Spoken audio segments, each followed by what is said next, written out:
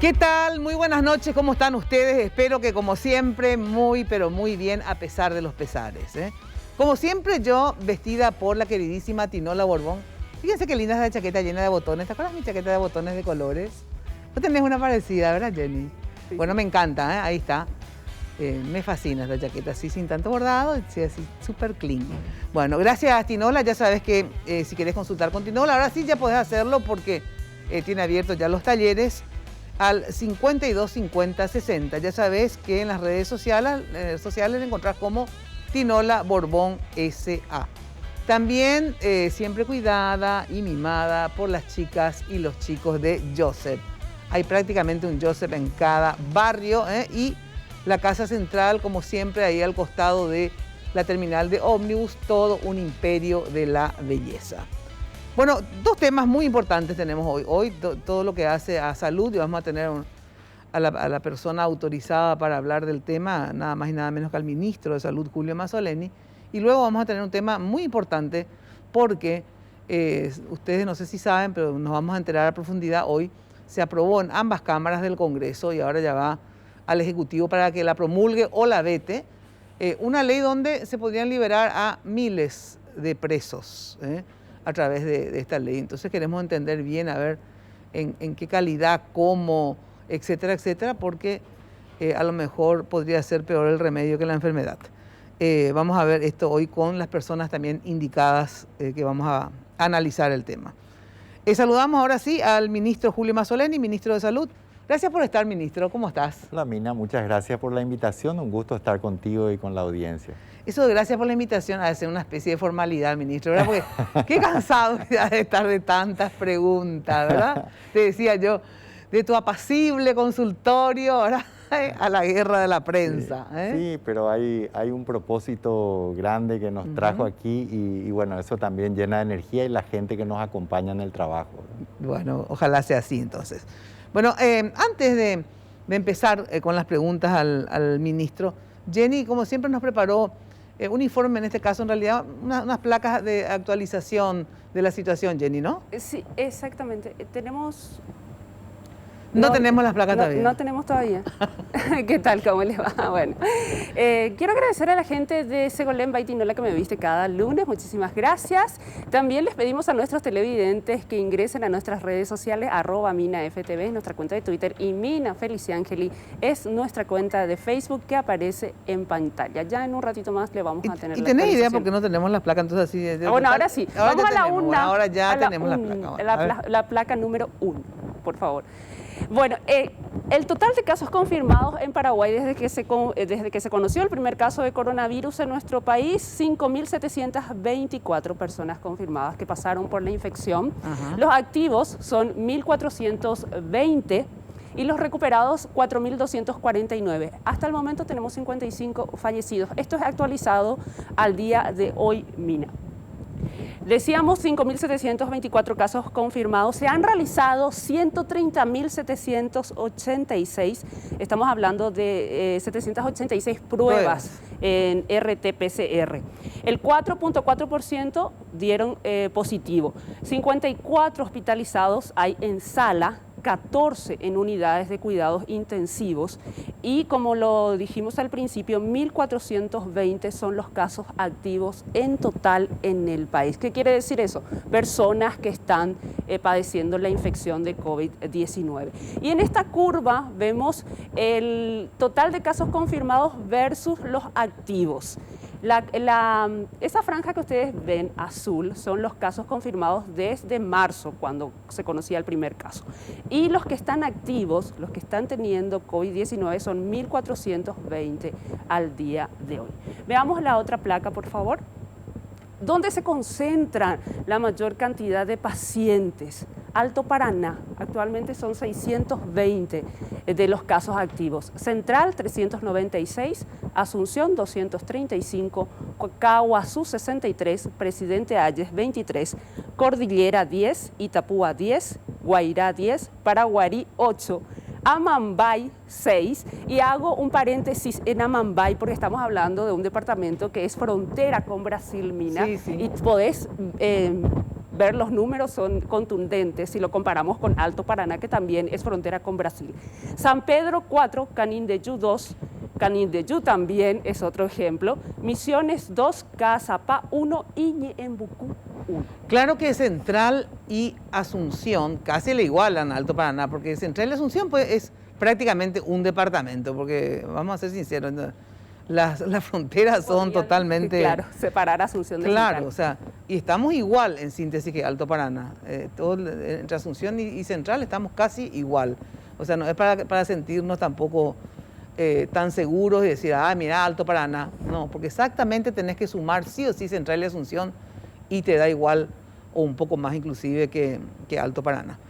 Ministro, es así, ¿verdad? O sea, realmente Asunción y Central no pueden. Primero los que trabajan, los de Central vienen a Asunción, los de Asunción se van a Central y prácticamente no hay límites. Es tal cual. Es más, esa es la lógica que aplicamos, el tema de las ciudades dormitorios y las fronteras realmente que son bastante tenues. Así es. Y nos ha obligado a eso, justamente por eso Asunción y Central van un poco de la mano, ¿verdad? Pero y son las zonas más densamente pobladas del país, que no es un detalle menor a la hora de analizar un poco la cuestión epidemiológica. Así es, porque en realidad...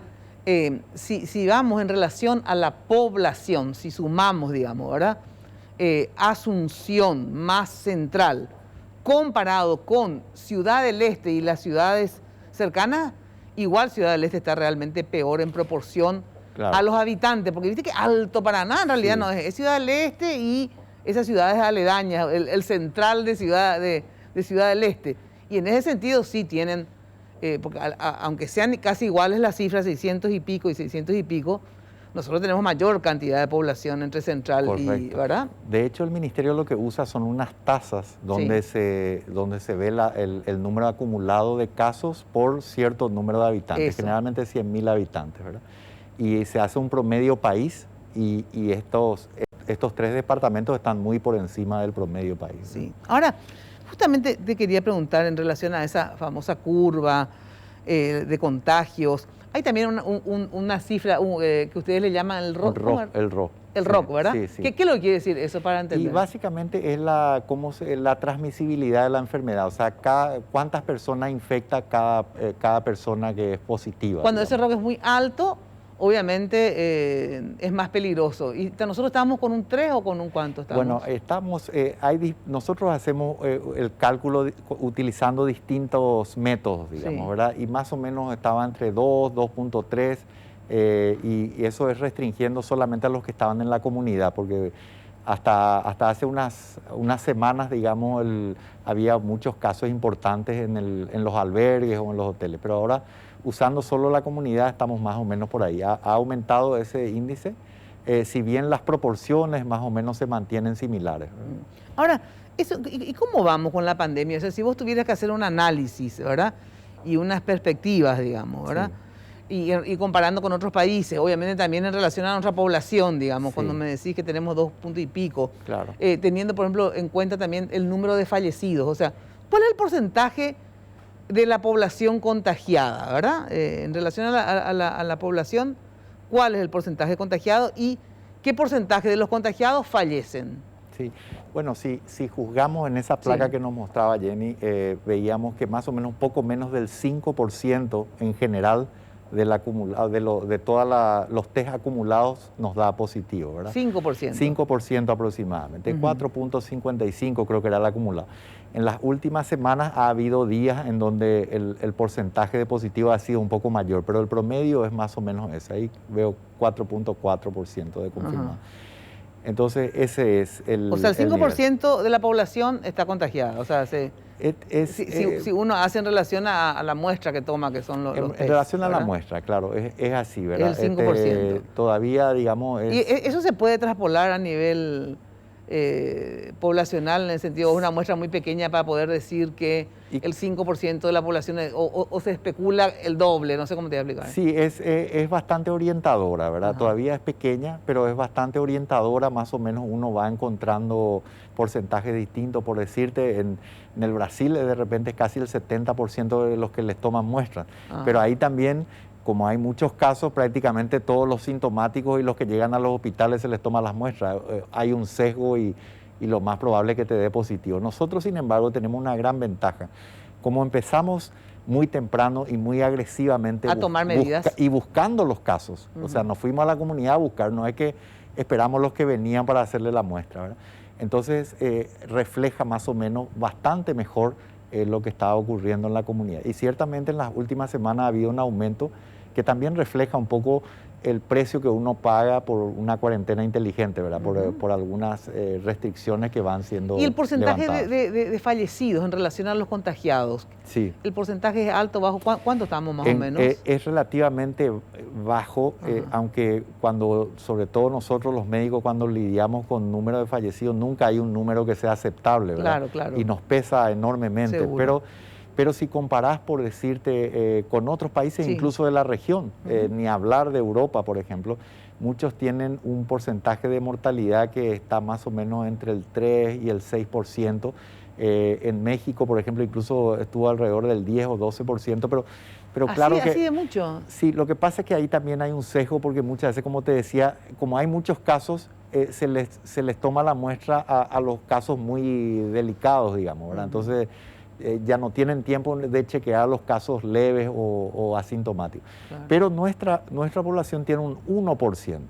1% de fallecidos 1% de fallecidos. Ahora, eso en relación, digamos, a la experiencia, no solamente de pandemias, qué sé yo, o a la influenza, por ejemplo, que es algo que lidiamos hace mucho tiempo, a pesar sabemos, hay vacunas, hay remedios, pero es muy diferente. Pero, ¿qué porcentaje de la influenza se muere? 0,1% más o menos, uno por cada 1000, incluso un poco menos. Pero hay que tener en cuenta que este virus es un virus nuevo, ¿verdad? Sí. Para el cual no tenemos defensas, no estamos preparados. Lo más probable es que este virus en el futuro se convierta en una influenza más, claro. Pero es un 1% acá en nuestro país. Acá en nuestro país. ¿Y en relación a los otros países me decís que es muy bajo? Es bastante más bajo. ¿Y por qué crees que es tan bajo? Yo creo que puede ser la configuración de la población. Tenemos una población muy joven, ¿verdad? En general. Ese puede ser un factor. El bono demográfico. Se han especulado otras cosas, pero todavía no han terminado de probarse. ¿Por ejemplo? Como por ejemplo el hecho de que nosotros nos vacunamos contra la tuberculosis y se ha especulado que por ahí la BCG puede tener algún factor protector. Después dicen que el dengue también, pero... El dengue también se ha dicho, pero no hay nada científicamente comprobado. Es muy circunstancial, o sea, planteaban, mira un poco al comienzo, estos países que tienen mucho dengue parece que les va un poco mejor, pero bueno, parece que Brasil tiene mucho dengue y sin embargo le fue bastante mal, digamos. Y ¿verdad? Tanto ha cambiado en esto, hemos aprendido, hay que ser muy cautelosos con la evidencia científica que va surgiendo incluso. ¿Verdad? Ahora, si bien tenemos un bajo índice, digamos, ¿verdad? El 1% fallece, casi todos los que entran a terapia lastimosamente murieron, ¿verdad? O sea, un porcentaje...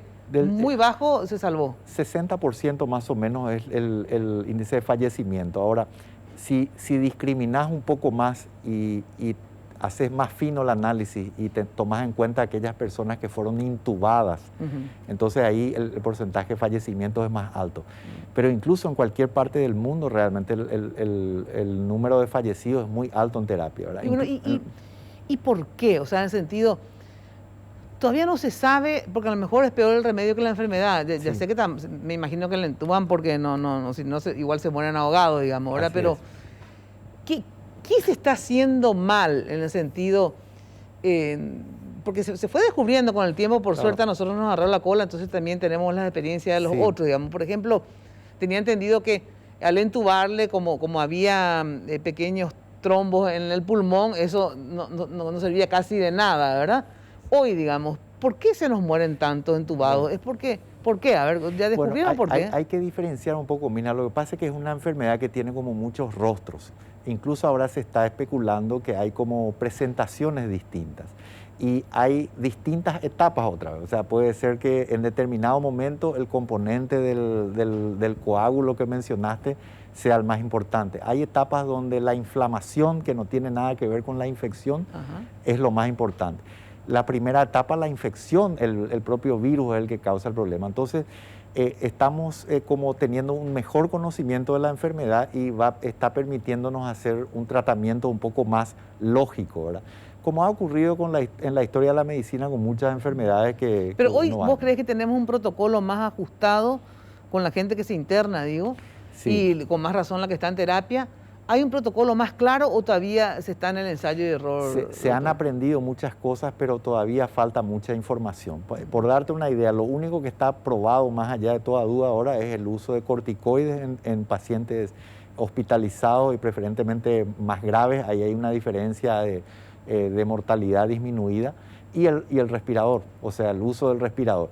Después tenés otras drogas que parece que te dejan, que hacen que estés menos tiempo en el hospital. Pero de todas maneras, aparte de los, ¿cómo me dijiste? De los corticoides, ¿verdad? Sí. También usan el suero.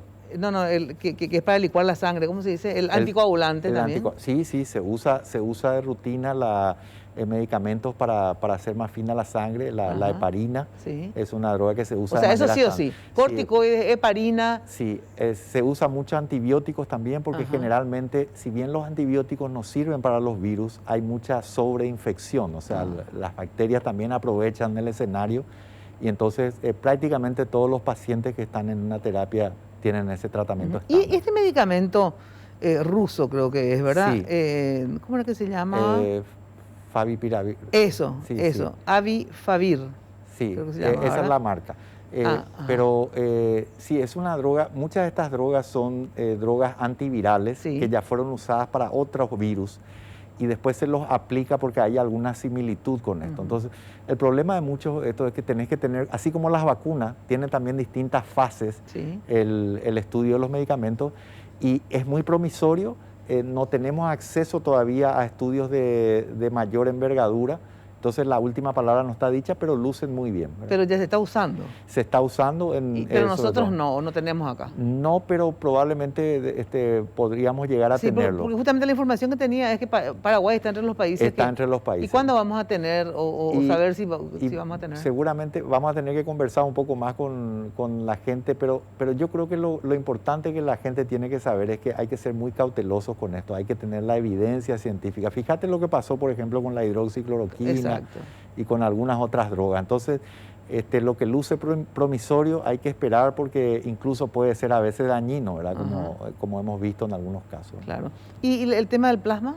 El tema del plasma se está haciendo en nuestro país también. Pero poquísimo. Poco porque, bueno, exige todavía una cierta curva de aprendizaje, se tiene que hacer de manera experimental, no cualquiera puede hacer ese estudio experimental, lo está haciendo investigadores del Hospital de Clínicas, con gente de otras instituciones también, con el apoyo del Ministerio de Salud Pública, y tiene su tiempo, ¿verdad?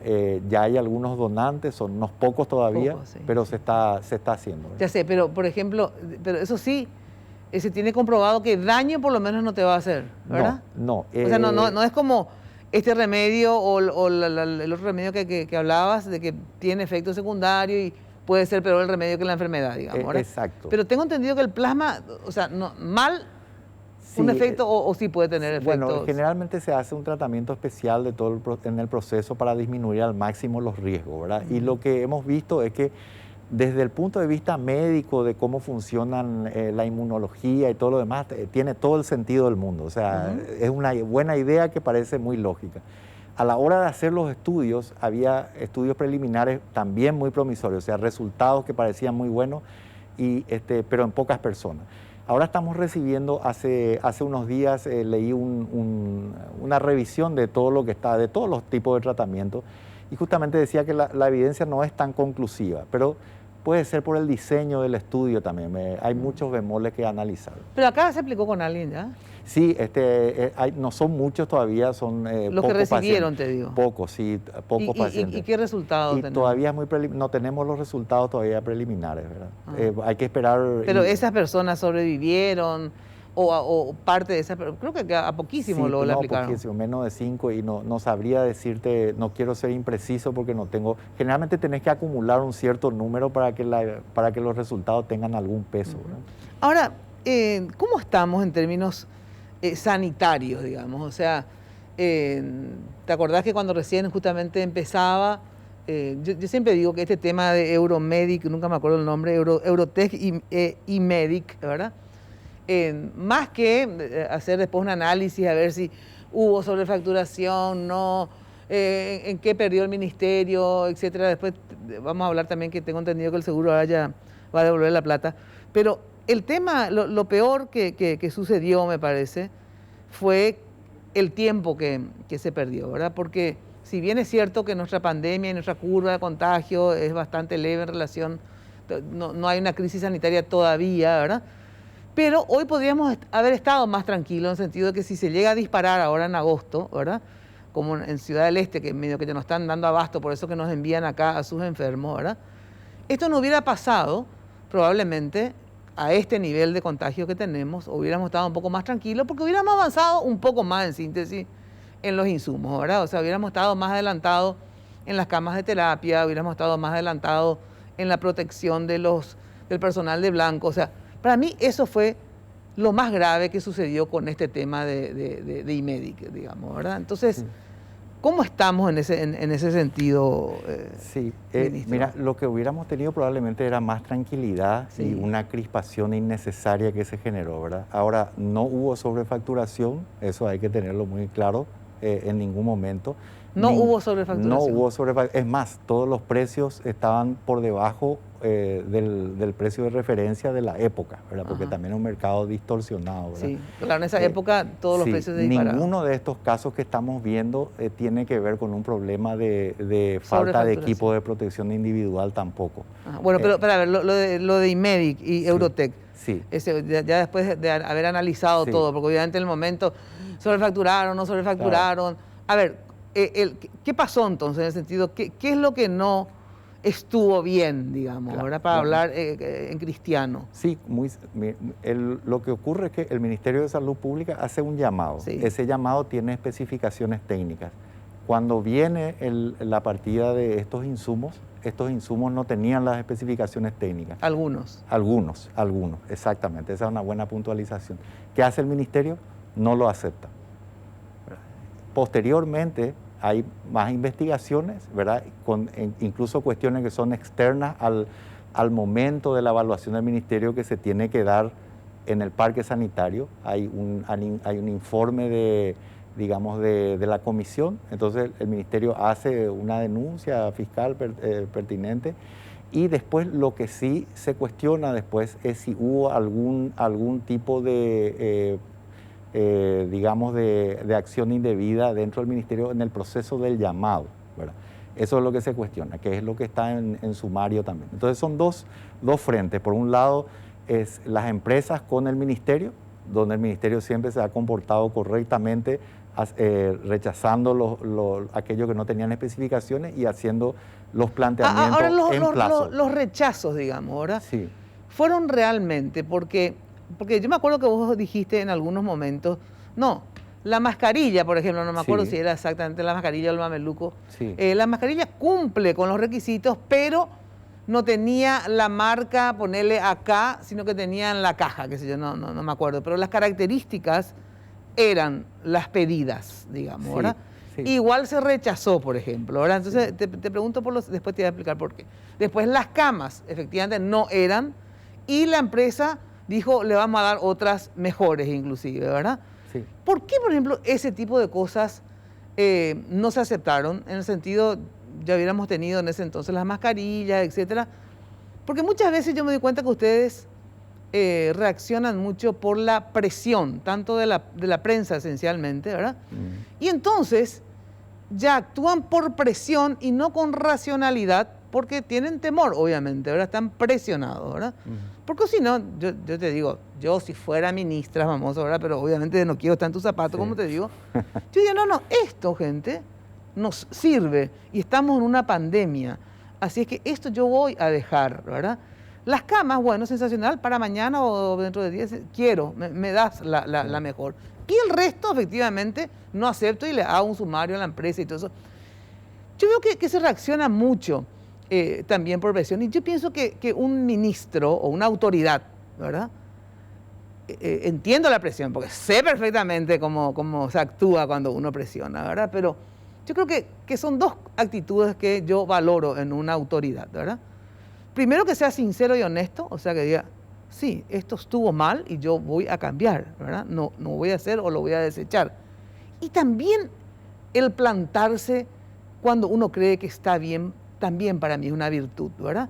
Porque uno no tiene por qué darle la razón. Yo siempre digo, si cuando me dicen, bueno, ¿por qué no haces así tu programa o así o asado? Antes cuando el tema del rating, yo decía, mira, a mí me gusta hacer como yo creo que se debe hacer un programa, ¿verdad?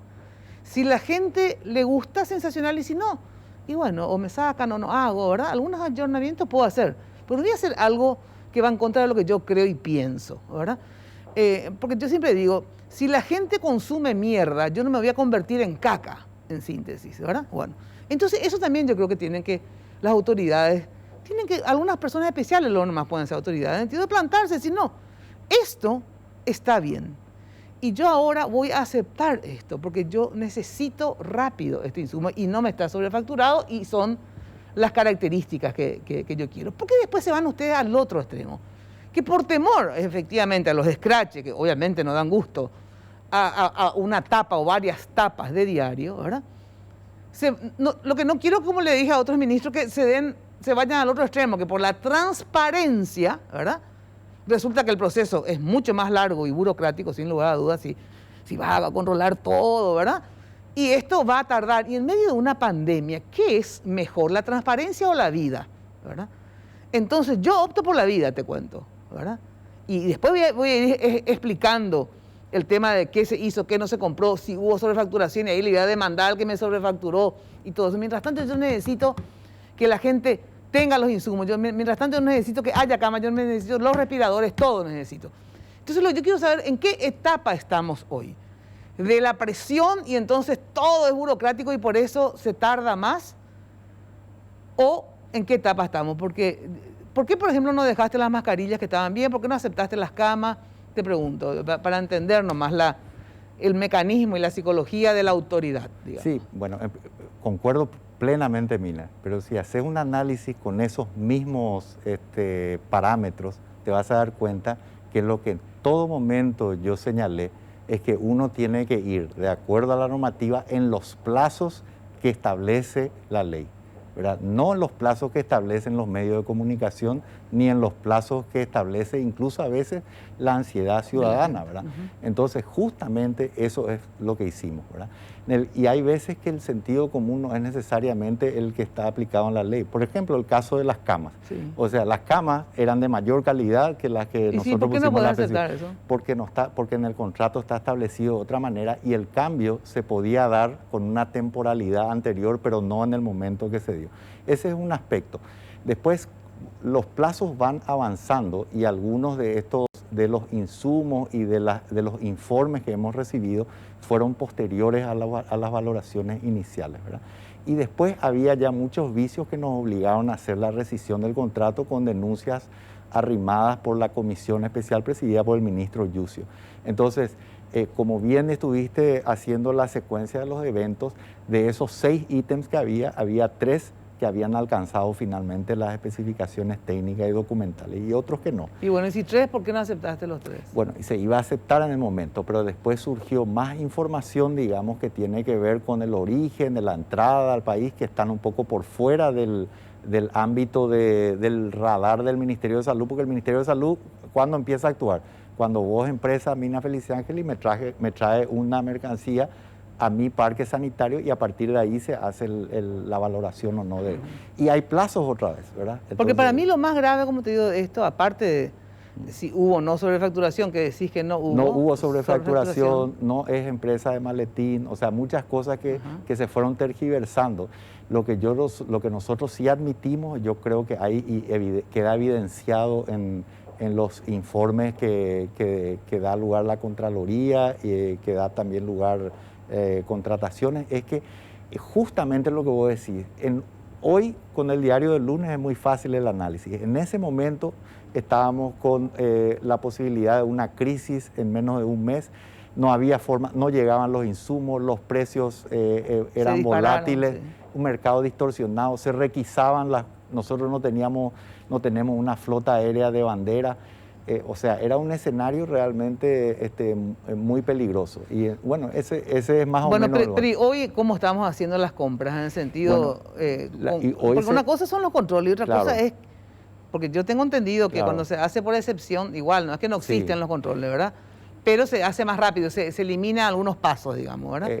Hoy, ¿con cuál método lo que estamos comprando? Bueno, nosotros estamos comprando con todos los disponibles que hay, todo lo que está preciso en la ley, pero se han agregado más elementos de transparencia, lo que ciertamente Alarga más el proceso. complica a veces el tema de... complica realmente Ahora vos si los sos, plazos. sos ministro, sos Sí. vos, sos Sí. médico, Sí. entendés de lo que es una pandemia, etcétera. Sí. Vos te pararías y decís, gente, acá yo tengo dos alternativas. O sigo alargando las cosas y entonces va a tardar más, o efectivamente vamos a controlar, pero vamos a hacer por procedimiento. ¿Por qué no podés decir eso, ministro? ¿Por qué no podés decir, gente, estamos en una pandemia todavía, no sabemos lo que va a pasar? Yo no puedo hacer para que ustedes no se enojen, digamos, hacer el proceso tan largo, porque en contraposición puedo quedarme sin camas, puedo quedarme sin insumo. Entonces, ¿por qué no podés encontrar un punto medio de decir lo que... Y no irte a bandearte, no vos, digo, bandearse al otro lado, de hacer unos controles por la transparencia, pero alargadísimo y que falten después los insumos, doctor?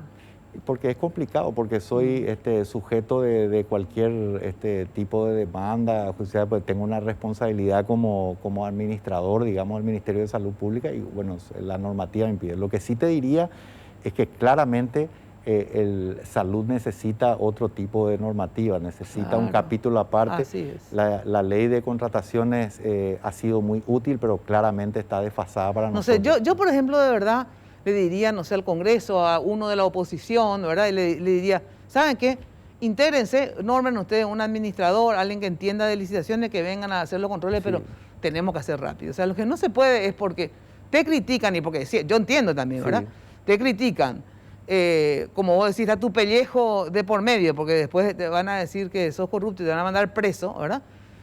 Nos tengamos que bandear al lado de haber agregado todos los controles en situación normal. Entonces, normal me parece bien que se hagan, Sí. a pesar que tampoco, porque siempre me acuerdo, en IPS solíamos discutir eso también, ¿verdad? Sí. Tiene que ser la gasa la más barata. ¿Por qué compraste la que es más cara? Porque hay otra que se pega en la herida, la que es más barata, ¿verdad? Entonces digo, hay que, cuando está la salud de por medio, uno tiene que salir y explicar, tener los huevos suficientes, ¿verdad? No digo que no tengas, ¿verdad? Pero digo tener los huevos suficientes para poder decir, gente, tenemos que hacer con tal proceso. Ahora, digan ustedes lo que quieren. ¿Quieren que tardemos, verdad? O vamos a hacer por este sistema, porque ahora con todo este proceso de transparencia vamos a tardar mucho más en conseguir los insumos. Yo lo que te pregunto es que entiendo que tu pellejo esté, y con todo lo que recibiste de palos, que estés más por las cuestiones burocráticas, pero te digo, eso no pone en juego el tema sanitario en relación a que todavía no tenemos definida nuestra pandemia hasta dónde va a ir. Mira, en su momento, digamos, la situación era realmente bastante crítica, ¿verdad? Muchos de los procesos que se llevaban adelante con celeridad quizás tenían muchas desprolijidades, ¿verdad? Entonces, eso es lo que nosotros admitimos, pero la gente olvida un poco el contexto en el que se dio. Y después, por mucho menos, por apegarme a la ley, incluso a los plazos que están claramente determinados. Por eso uno también recibe crítica. Es normal cuando uno es una autoridad, yo lo estoy viviendo y creo que es saludable que haya críticas. Pero fíjate, me estás hablando de una situación crítica y yo te estoy hablando de que vos decís, se tiene que esperar 2 semanas y por eso si uno se planta con eso ya es objeto de crítica.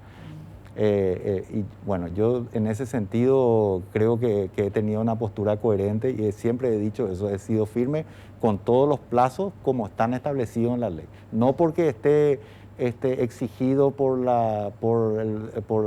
digamos, gente del sector mediático o por el sector político o por la propia ansiedad de la gente. Y hay que entender que no es que uno tiene en su billetera la plata y salga. Claro. Estos procesos abreviados, incluso estamos hablando de 20 días, un mes, fácilmente, si no hay protestas. Así es. Bueno, tengo que ir a una brevísima pausa y después te quiero consultar también el tema de la hoy me pidieron en la radio, porque obviamente abrí el WhatsApp y también había varias preguntas. La gratificación al personal de blanco, porque hay una gratificación al personal de blanco, me contestás después. Y los administrativos, porque me decían que los administrativos no cobraron, y yo les preguntaba, bueno, pero ¿quién? El que hace oficina es un administrativo más como todos los otros funcionarios del Estado. Pero después me decían, no, ellos se referían también, o sea, se referían efectivamente a eso, pero también a los que hacen la limpieza en los sanatorios, etcétera, que sí corren tanto riesgo como un médico. Pero me contestás luego de la pausa, ¿sí? Bueno, ministro, la pregunta que quedó picando, ¿cuál es la respuesta? Sí, bueno, la ley de emergencia establece que las personas sujetas de esa gratificación son todas aquellas que están directamente al cuidado de las personas, ¿verdad? Vale decir, los que están trabajando en los servicios de salud asistencial propiamente. Así ¿verdad? Dice la ley. Así dice. No dice administrativos. Personal de salud. Nosotros Ajá. hemos solicitado por todas las personas que están en los hospitales, ¿verdad? Esa ha sido la lista que ha sido remitida por el Ministerio de Salud. O sea, que si están en el hospital, Claro, aunque pues sean la secretaria tomando la... No... Tenemos camilleros, exacto, limpiadores, las limpiadoras, por ejemplo, tienen bueno, y todos ellos sí están beneficiados. Todos esos están en la lista que el Ministerio ha remitido a Hacienda. ¿Y ya recibieron esas gratificaciones? No, todavía nadie ha recibido. Nadie ha recibido ni un pago. ¿Y por qué, desde cuándo va a ser eso entonces? No, probablemente esta semana, ya es casi seguro que esta semana se concreta, ¿verdad? Eso, porque tiene distintas etapas y se tuvo que hacer una cuidadosa, digamos, evaluación de los listados, porque, por ejemplo, aquellas personas que están exceptuadas, que han pedido excepción por alguna vulnerabilidad y que no están acudiendo a los hospitales, no pueden ser sujetos. Por ejemplo, entonces... Pero, por ejemplo, una persona que está en el ministerio, no en los hospitales, está en el ministerio en sí. Yo, por ejemplo. Claro, vos y tu secretaria no. Esas no. No. Solamente los que trabajan en los hospitales. En establecimientos de salud asistencial. Ah, asistencial. Solamente esos. Así es. Ese es el espíritu de la ley. Ese es y eso sí van a cobrar esta semana probablemente. Así es. ¿Cuánto es? ¿Según proporciona su salario? Son 3 salarios mínimos, pero también está basado el ministerio o sea, 3 salarios mínimos, así, un salario por mes. Hasta 3. Hasta porque el ministerio ha propuesto según el nivel de exposición, ¿verdad? Porque si bien es cierto que uno puede tener un riesgo al estar en contacto con un paciente, no es lo mismo, digamos, por ejemplo, una enfermera que está en el ámbito de terapia intensiva, con una enfermera que esté en otro nivel de atención con menos exposición. Pero, por ejemplo, una enfermera gana 3 millones de guaraníes, te digo cualquier cifra, ¿verdad? ¿Cuánto es lo que va a cobrar de gratificación ahora, por ejemplo, y está en terapia? Sí, y bueno, son hasta 3 salarios mínimos. No, son salarios mínimos, no su salario. Es salario. Por eso te digo, no son sus salarios, sino que es hasta 3 salarios. Hasta entonces, 3 salarios mínimos. Uno hace que a tal enfermera 2 salarios mínimos porque tiene alto riesgo, otro, o sea, es así, se hace una escala. Esa es la propuesta que remitimos y que ha sido aceptada. Y después en una segunda etapa hemos remitido la lista, digamos, nominal de todos los afectados. ¿Cuántos meses van a cobrar eso? Es una sola vez y hay una posibilidad de una segunda gratificación dependiendo, digamos, de los recursos. Bueno, entonces esta vez es la primera gratificación que van a recibir esta semana. Así es. ¿Verdad? El tema, porque para ir cerrando porque se me va el tiempo, la OMS... yo hoy leí una situación bastante pesimista, por cierto, más o menos que esto no va a pasarlo nunca. Y a ver cómo se contrapone a que tenemos, sin embargo, informaciones optimistas o remedios que se están probando y sobre todo vacunas, que sería lo mejor. ¿Cómo se entiende esto de la OMS? Y bueno, yo creo que están tratando de mantener las expectativas un poco realistas, ¿verdad? Creo que hay que tener un optimismo moderado. Tenemos al menos 5, que yo tengo conocimiento, 5 proyectos de vacunas que están muy avanzados, pero estos proyectos necesitan después tener un tiempo de evaluación importante para ver realmente si son lo suficientemente seguras. Sí, ya sé, pero una cosa es decir eso, bueno, todavía, pero dice que el coronavirus en el mundo no hay solución y quizás nunca la haya, por ejemplo, dijo el señor, que la verdad que es bastante cuestionado, pues yo cada vez que este señor abre la boca, esta vez espero que efectivamente, como tantas veces se equivocó, también se equivoque, digamos, ¿verdad? Pero, a ver, que un organismo catástrofe diga esto, ¿verdad? No hay solución. Y quizás nunca la haya, o sea, es como para que la gente se suicide en masa. Bueno, yo creo que hay que analizar un poco el contexto en el cual lo dijo. De cualquier manera, me parece que la intención, a veces puede haber declaraciones poco felices también, naturalmente, pero creo que a lo que apunta es que realmente todos tenemos que adoptar una forma ya distinta de vivir a partir de acá y que independientemente del resultado de la vacuna, eso no va a cambiar y que hay que tener cierto cuidado todavía con tener un optimismo exagerado con respecto a las vacunas. Pero ¿cuál es tu perspectiva de la pandemia? Mira, la vacuna, la cura. A ver, ¿cuál es tu perspectiva? ¿Que vamos a seguir así viviendo y cada vez nos vamos a morir más? ¿O en realidad la curva va a ser descendente en octubre? Porque no sé, también en otros países claro, que supuestamente cuando pase el invierno, por ejemplo, la Florida, que es un país recálido, o sea, sí, un distrito súper cálido, se dispararon también. A ver, ¿qué tenemos que pensar? Bueno, ¿A qué tenemos que prepararnos? Yo digamos? creo que la humanidad se va a adaptar como lo ha hecho a lo largo de la historia, ¿verdad? Se va a generar resistencia al virus de algún tipo, va a haber seguramente un alto costo y creo que las vacunas llegarán, no sé si tan rápido, ojalá que sí. ¿Cuánto es tu, teniendo en cuenta, cuándo vamos a tener nosotros, crees? Y yo creo que nosotros podríamos tener para antes del próximo invierno, ¿verdad? Ese sería el mejor escenario. Marzo, abril del año que viene. viene. Ese sería el mejor escenario. Creo que es un escenario realista. ¿Y eso significa que hasta marzo, abril, el virus va a continuar tal cual o también significa que las curvas, por ejemplo, son descendientes o hasta marzo, abril sí, pueden dispararse hasta donde sea? Probablemente, como se comporta la inmunidad, de repente va a haber una caída, digamos, la epidemia y puede haber, como se ha visto en otros lados, como una segunda ola y ese tipo de cosas, ¿verdad? Es mucha especulación, pero es lo que más o menos viene ocurriendo, ¿verdad? O sea que por ahora, hasta que haya la vacuna, tenemos que cuidarnos exactamente igual a que nos estamos cuidando ahora. Yo creo que tenemos que cuidarnos siempre ya, con o sin vacuna. Pero que siempre, con o sin vacuna quiere decir que vamos a vivir así con mascarilla toda la vida. Yo creo que tenemos que tener una gimnasia como los pueblos orientales, ¿verdad? Que cuando se presentan este tipo de amenazas intermitentemente, ya todos estemos, digamos, disciplinados como para poder usar la mascarilla, como para tener estos hábitos de higiene, como para mantener la distancia cuando sea necesario. Creo que hay que tener un modo seguro de vivir, como decimos desde el Ministerio de Salud Pública. Y esperar que esa vacuna llegue, ¿verdad? Pero acordate que la vacuna también tiene su problema logístico. No es solamente que funcione, después tenés que fabricar el número suficiente, ¿verdad? Entonces hay varios elementos que hay que tener en cuenta y en el interim hay que usar lo que sabemos que funciona. Claro.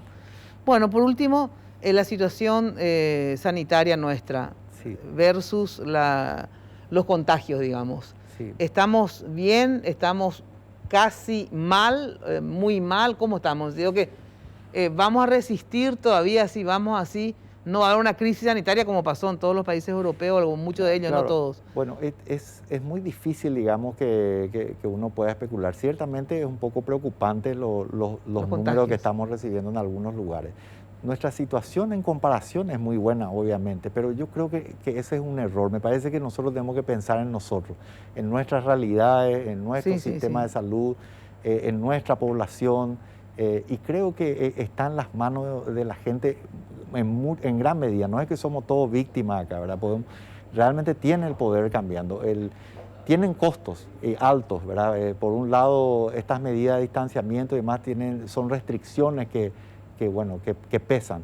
Las medidas de retroceso son medidas todavía más drásticas y con mayor costo económico, pero tenemos que asumir algunas de estas cosas y corregir un poco los rumbos. Yo creo que no hay en tu familia, en la mía, todos estamos peleando para ver si siempre hay alguien que quiere transgredir o alguien que cree que no le va a tocar.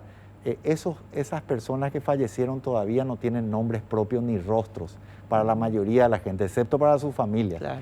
Pero pronto va a haber alguien cerca nuestro, enfermo, ojalá no fallecido, pero eso es lo que tenemos, no hay que subestimar a este virus, no hay que negarlo tampoco, ¿verdad? Así es. Bueno, gracias por estar, ministro, y vamos a seguir conversando, gracias, que te sea leve. Gracias. ¿Sí? Bueno, vamos a una brevísima pausa y enseguida volvemos con los otros temas. Atención. Bueno, ahora ya sí con el tema de la ley, cortito, porque lastimosamente se nos fue el tiempo, pero queremos saber, esta famosa ley, que no sé ni el número, Jenny, ¿cuál es el número de la ley? Todavía no tiene el número. No. Sí. Todavía, porque todavía no se promulgó, ¿verdad? Todavía no. La ley de libertad condicional para presos, así me puso, no sé si se llama Resumiendo. Así. Bueno, entonces quiero saber, ¿en qué es lo que consiste la ley? Quiero saber, ¿por qué algunos se oponen, ¿verdad? Y ahora está en manos del presidente si la veta o no. Así y después vuelve a ver si los diputados y senadores aceptan o no el veto. Pero antes, para entrar en tema, tenemos algunos números, Jenny, ¿no? Sí, exactamente. Esta ley causó polémica la semana pasada cuando fue sancionado por la Cámara de Diputados y obviamente pasó al Poder Ejecutivo. Y les traemos en este informe algunos datos que tienen que ver con el sistema penitenciario paraguayo. ¿Cuántas cárceles hay? ¿Cuál es la población actual? ¿Cuál es la capacidad de nuestro sistema? Y más números. Veamos el informe, por favor.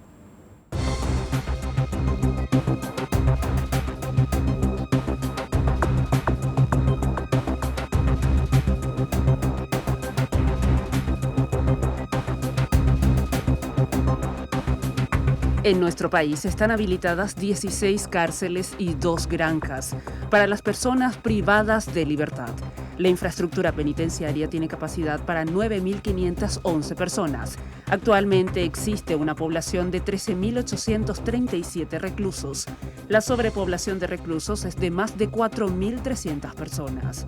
Con esto, se agrava la situación de hacinamiento en las cárceles, cuyo principal motivo sería la baja gestión del Poder Judicial, ya que según el Ministerio de Justicia, de la población total solo 4.057 poseen condena y 9.780 están procesadas. La crisis penitenciaria es un problema de larga data.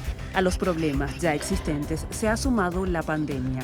Recientemente se reportaron brotes en el penal de Ciudad del Este y Tacumbú en Asunción.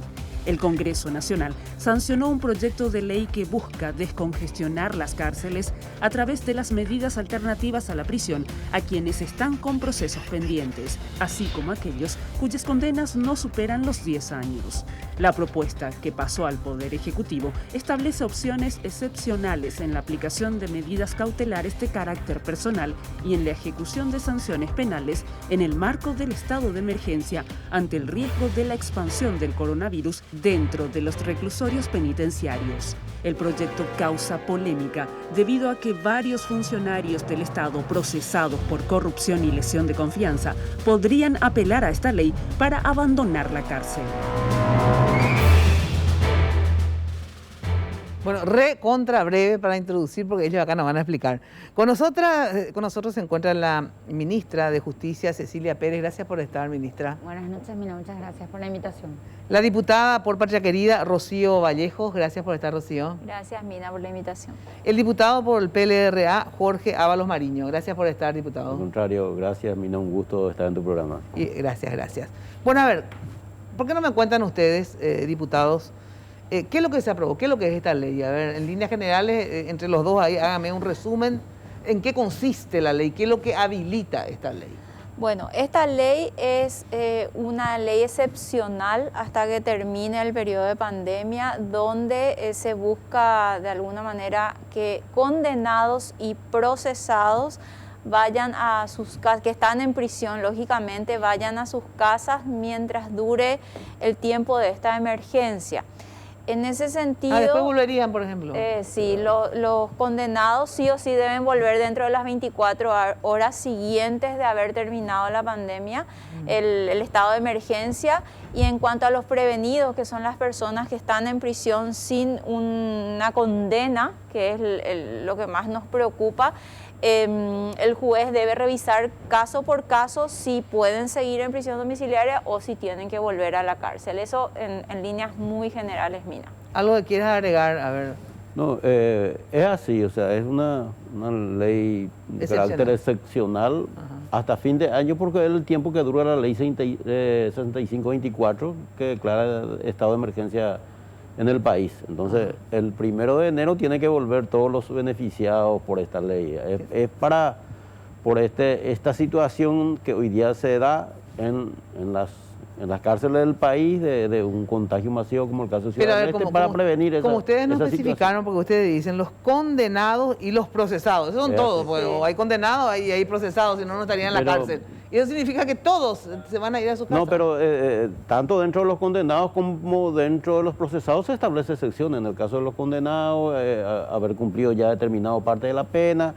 Y en el caso de los procesados, por ejemplo, no van a ser beneficiados aquellos que están procesados por hechos violentos, y por hechos punibles que merezcan una expectativa mayor a 10 años. O sea, se establece una limitación por de eso quienes quiero saber podrían ser cuáles beneficiados. son las limitaciones. Eso en líneas generales. ¿Cuáles son las limitaciones, Rocío? Y como decía Jorge, pero nosotros, yo soy la principal opositora al proyecto, ¿verdad? Primero por la forma en que fue tratado, Mina.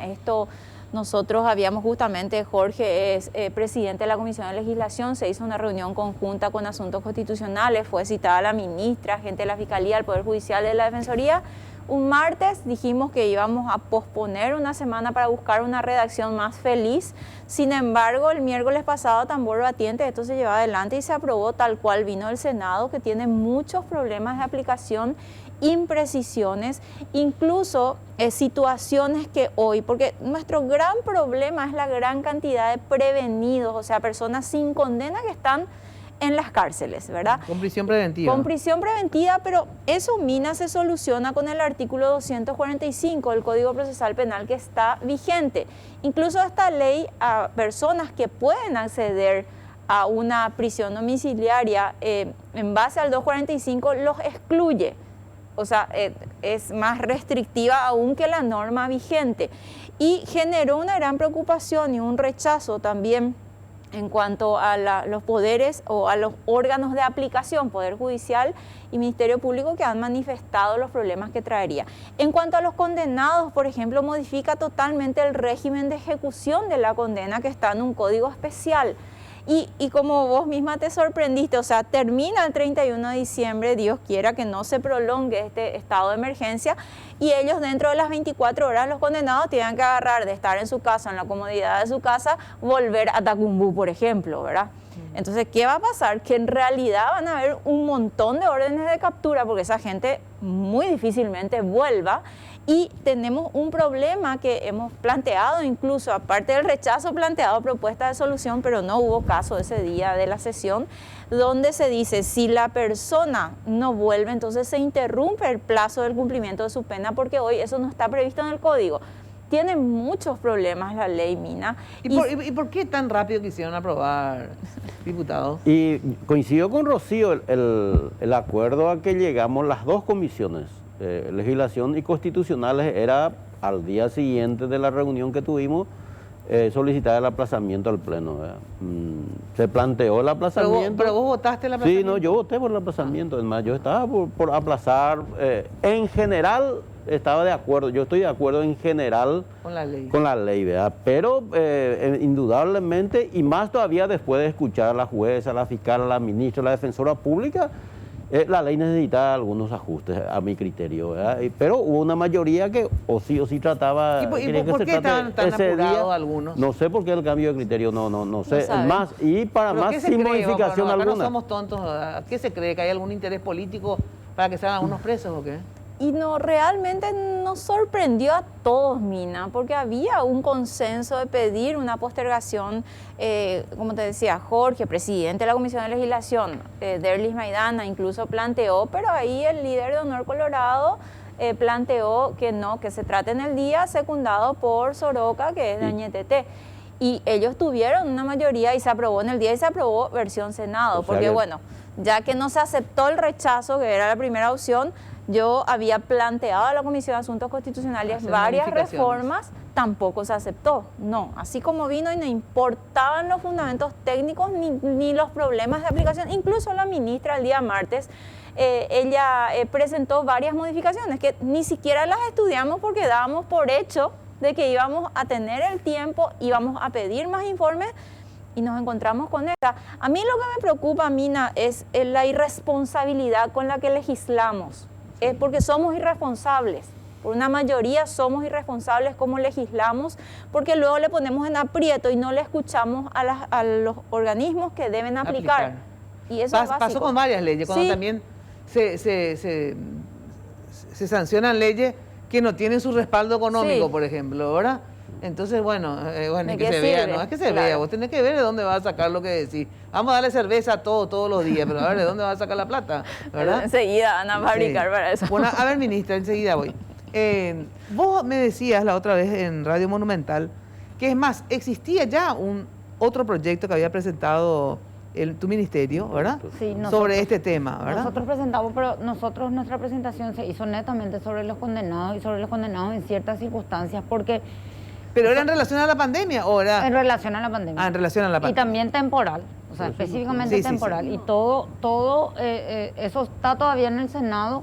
¿Y por qué no trataron su proyecto? Este proyecto vino, incluyó, sí, en el Senado, entró por Senado. Este proyecto incluyó algunos aspectos, pero así un poco, o sea, no textualmente como nosotros lo habíamos planteado. Inclusive se está tratando todavía en las comisiones en el Senado. Y bueno, con relación a lo que decía la diputada Rocío Vallejo, sí, nosotros entendemos, esta ley habla de podrá conceder, que le da totalmente la facultad al juez.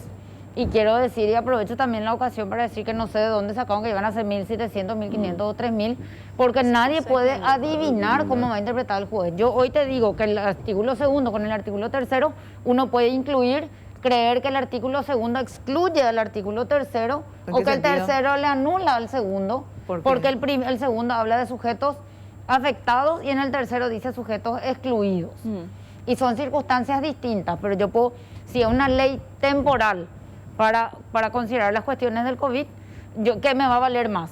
El que está en la exclusión o que esté, por ejemplo, enfermo, ¿verdad? Independientemente, yo no puedo saber si el juez va a, como decimos los penalistas, si va a interpretar in bonam parte, no in manam parte, a favor o en contra.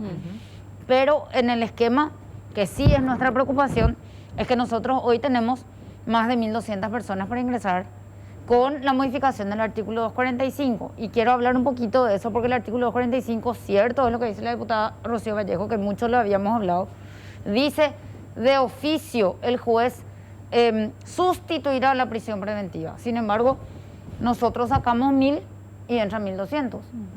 Y hoy estamos en esa situación. ¿Cuántos ya salieron Y ahora, cuando comenzó la pandemia, nosotros teníamos 15.600. Salieron, los primeros meses salieron 1.086, pero vuelven a ingresar. Ahora tenemos las comisarías y la jefatura departamental. Espera, a 1.086 presos ustedes liberaron. Con trabajo con el juzgado de ejecución. Ya sé, ¿por la vía de cuál ley? Cuando hablamos de juzgado de ejecución, la mayoría son casos de personas condenadas, ¿verdad? También había casos de personas procesadas que ya cumplieron la pena mínima, que ya tenían nomás luego que salir, porque la pena mínima es constitucional y uno no le puede extender más tiempo en la prisión preventiva eso, que no es el plazo igual en todos los casos. O sea, ¿y para qué necesitaban otra ley si ya hay una ley que les podía liberar? Lo que pasa es que, volvemos a decir, sale un grupo y entra más gente. Ahora, pero ¿qué vamos a hacer si siguen cometiendo delitos? Lo que pasa es que es la aplicación, un poco lo que justo ayer coincidíamos con Ceci también en otro programa, es la aplicación de la ley por parte de las autoridades. Entonces, los jueces hay que revisar si se están cumpliendo los presupuestos de la prisión preventiva. Y otra cosa que yo quiero poner sobre la mesa, acá tenemos que ir al problema de fondo. ¿Por qué hay esa cantidad de prevenidos? Más del 75%, ministra. Con prisión preventiva. Con prisión preventiva sin una condena firme, porque están saturadas las agendas de los jueces en algunas circunscripciones. Central explota, Mina. Central explota. ¿Y qué hay que hacer entonces? Y hay que, yo desde el año pasado planteo, hay que declarar en emergencia a la justicia, darle los recursos, porque eso implica una emergencia, para que se extienda el trabajo, el horario de trabajo y se puedan hacer, por ejemplo, a partir de la 1 de la tarde todas las audiencias, ¿verdad? Entonces, buscar un mecanismo... Pero y que se extienda el horario de trabajo significa plata, en síntesis. Y plata, claro, porque hasta la 1 pues es el horario laboral. Si bien hay muchísimos jueces, actuarios que trabajan, o fiscales, mucho más, pero hay que dar los recursos para también incentivar y que se hagan audiencias, e ir de... ¿Qué pasa? Una persona se le toma por hurto un celular, se va adentro, segurísimo se va adentro, ¿verdad? El que robó todo el país se queda afuera.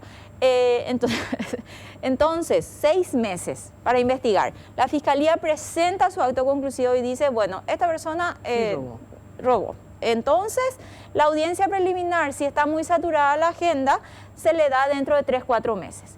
Y si es que no se suspende. Si por ahí se suspende esa audiencia, se va otra 2-3 meses. Y así, oponerle que esta persona fue sobreseída y está esperando su audiencia preliminar presa. y después ponerle que en la audiencia diga, no, este caso se tiene que ir a juicio oral. La agenda de Central o de Capital está con una agenda llena prácticamente, sin temor a equivocarme, para el 2021. O sea, a lo mejor en el 2022 recién se hace su juicio. Y él ya estuvo preso cuánto tiempo cuando llega a juicio y tiene una condena.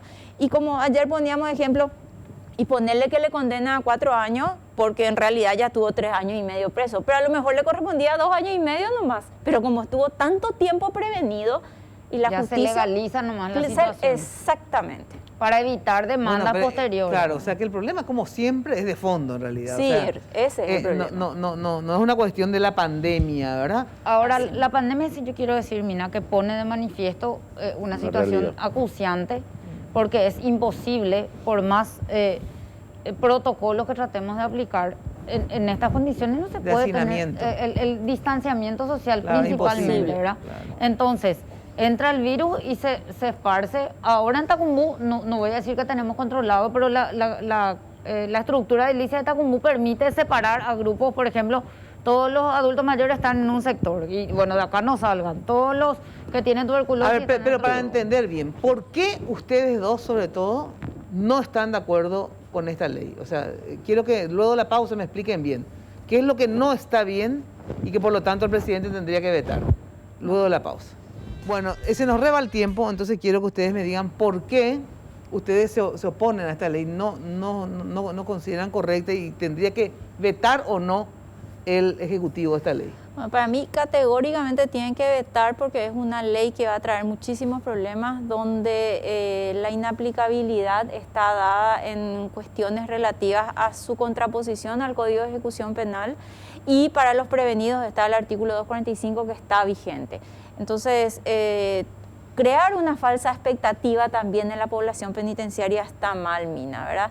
Porque finalmente, como decía Ceci, el juez tiene la facultad de dar o no. Y vamos a volver a lo mismo. Yo creo que hay que vetar porque es inaplicable en varios de sus puntos y puede dar lugar a situaciones no deseadas. Ábalos Mariño. Mira, yo reitero, yo en general estoy de acuerdo con la ley aprobada. Con la ley aprobada. Me parece una herramienta más para tratar de descomprimir, reducir la población penitenciaria en esta época, en este periodo por la pandemia, porque reitero, una ley temporal que va hasta fin de año.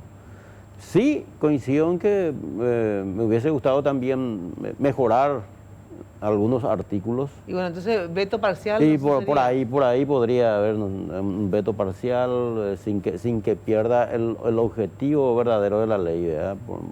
Podría ser un veto parcial en todo caso, ¿verdad? Pero reitero, en general me parece una herramienta y reitero, para mí no deroga el 245, o sea que lo que pueden salir por el 245 se le van a ir saliendo. O sea, es una especie de complemento, una herramienta jurídica más que los magistrados van a tener en cuenta para poder dar las medidas. ¿Cuál es tu temor sobre esta ley, Ceci? Que no salga nadie. Esa es la verdad. ¿Por qué?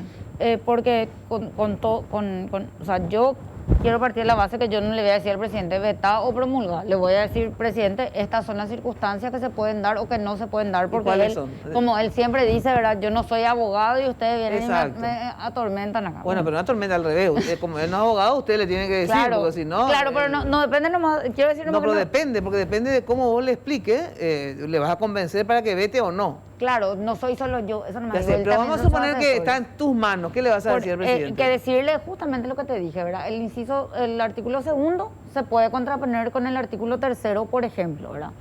También es una cuestión facultativa, o sea, el juez podrá conceder, le dice si puede o no puede, a diferencia que el 245 hoy dice deberá de oficio y aún así no lo hacen. Claro. Entonces le voy a poner todo eso sobre la mesa para que él tome la decisión. También lo vamos a hablar con la doctora Mónica Seifar, que es la asesora jurídica, y donde ahí también está el doctor Hernán Uteman, que hace más penal. Ahora, en realidad, así como dicen los diputados acá opositores, digamos, ¿verdad?